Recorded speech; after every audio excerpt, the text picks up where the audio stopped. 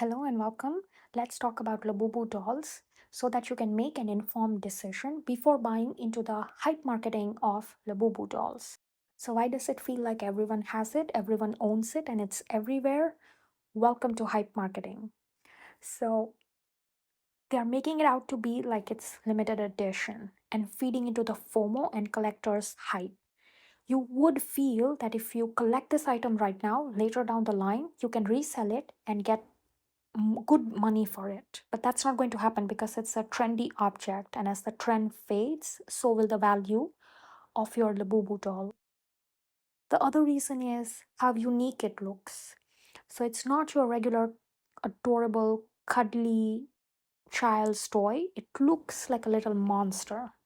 And they are marketing this not only towards kids but also towards young adults, teenagers,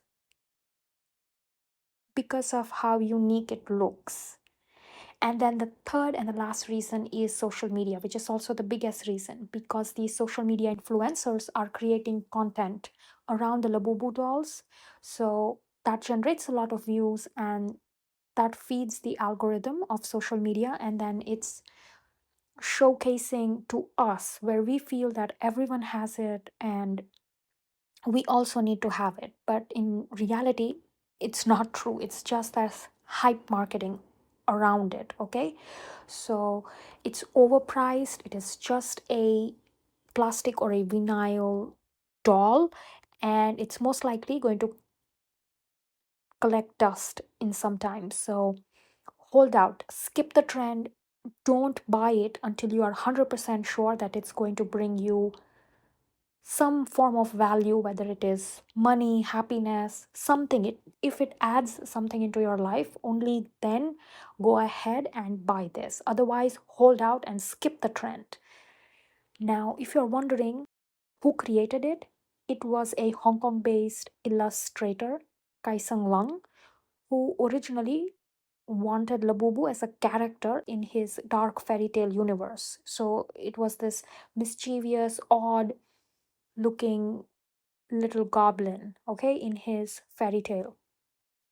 And then Pop Mart, which is a Chinese brand, a Chinese company, they partnered with him and then they came out with this genius blind box collectibles toy strategy, which is when you order this Labubu doll, you don't really know which one you are getting. So it gives you this dopamine hit when you unbox it and finally see that, oh, it's this one that I got, or it's that one that I got. So yeah, it's not really a collector's item. It's drains your bank while grinning like a little menace. It is.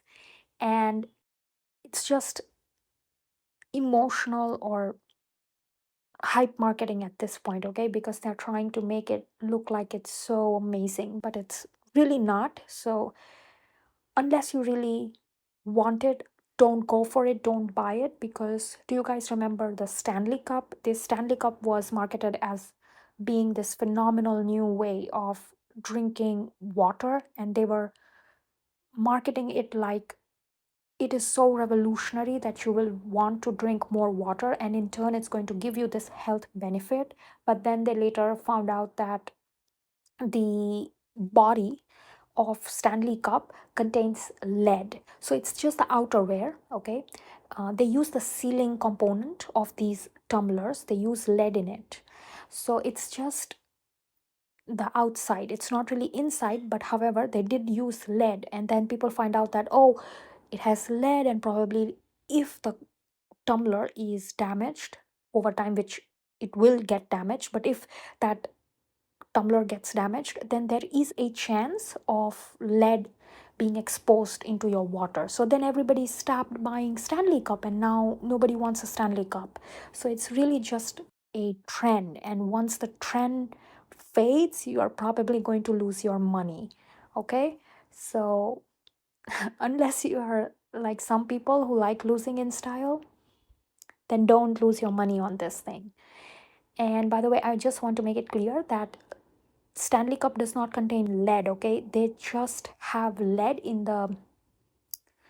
um the sealing component. So it's located inside the base cap of your cup, and it's completely covered and sealed from any part that comes in contact with your drink or your water. So yeah, it's not really exposed to lead. Your water or your drink is not really exposed to lead if you have a Stanley cup, or if you wanted to buy a Stanley cup, it's perfectly safe. But the thing is that if your tumbler gets old or it's broken, and if you see that the cup at the bottom falls out, then there is a chance. So then you might want to replace it or stop using it.